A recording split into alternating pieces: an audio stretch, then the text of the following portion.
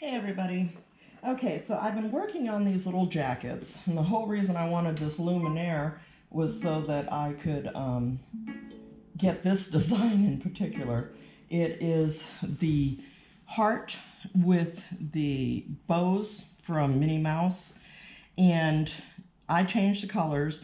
I do like the way it's done in the blue, or no, it's red and white and black, but my nieces like purple and pink, so I changed the colors to purple and pink for them. And when I did these, I went ahead and I did what I always do. I hooped a piece of no-show stabilizer, and every hoop I have multiples of that hoop.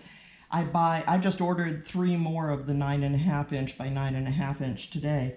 And no matter what I'm doing, all those bags that I do, and I make the quilt blocks or making my quilt in the hoops, I will get the size hoop that I'm using, and I will get every one of them ready. And that's by putting a piece of no-show in there and tightening it up so it's nice and tight in the hoop.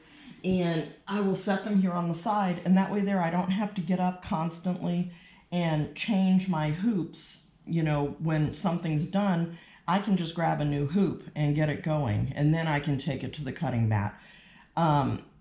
I like the 8x8 and the 9.5 by 9.5 a lot, so I probably have 6 or 8 of the 8x8s, and I'll soon have, I think, 5 or 6 of the 9.5s. I like to keep it an even number, so if I only have 5, I will be getting one more. But when I did these 2 jackets, I hooped my no-show, then I laid a piece of tearaway on top. I won't do that again. I don't like the tearaway, it's too thick. I like just the no-show. And to hoop one of these jackets to embroider, what I do is I take the jacket and I will spray a light amount. I'm not going to spray it because I'm not doing this, but I'll spray a light amount of the sticky 505, KK100, KK1000. This one I use a lot is KK100 by Gunald.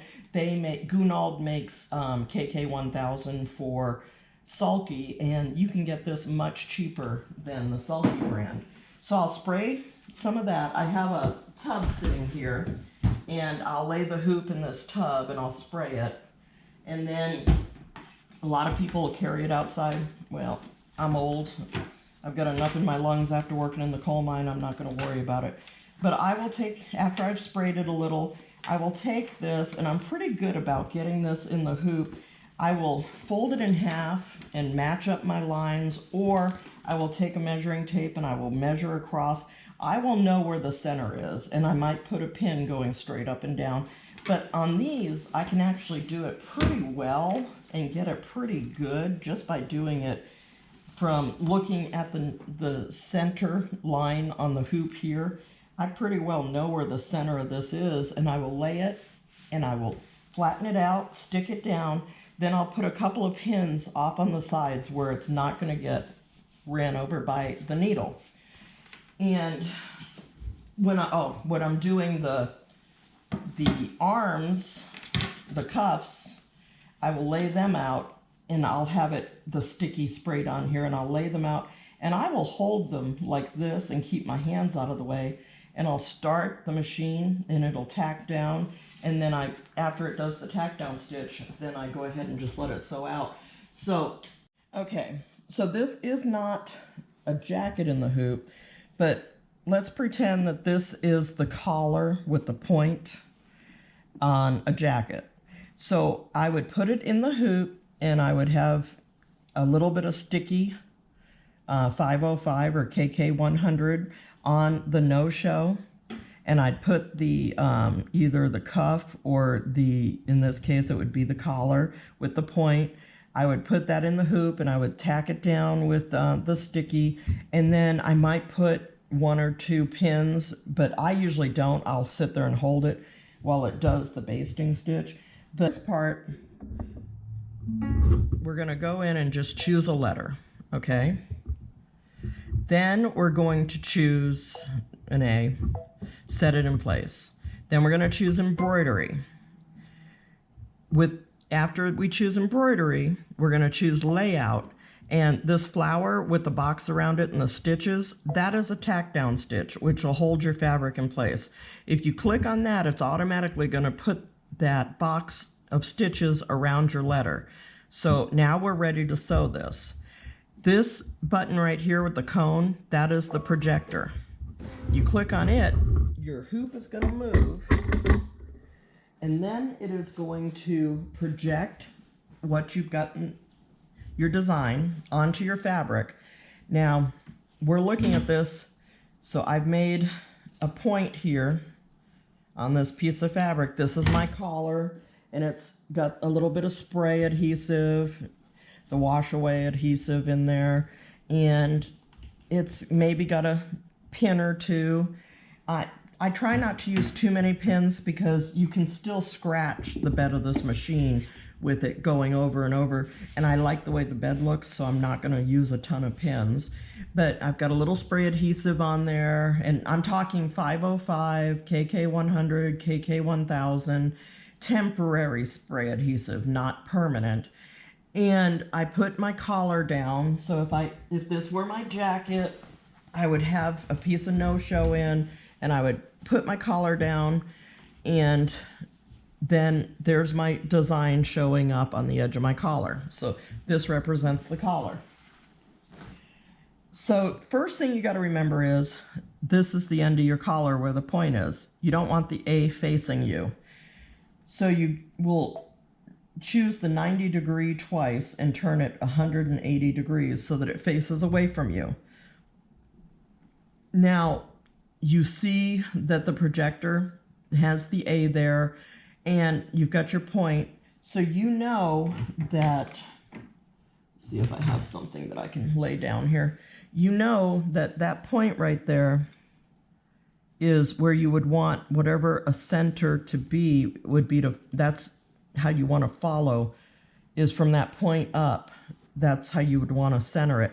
So this line now represents the center. I'm going to use the arrows over here on the side of the machine. Let's see if I can move this again.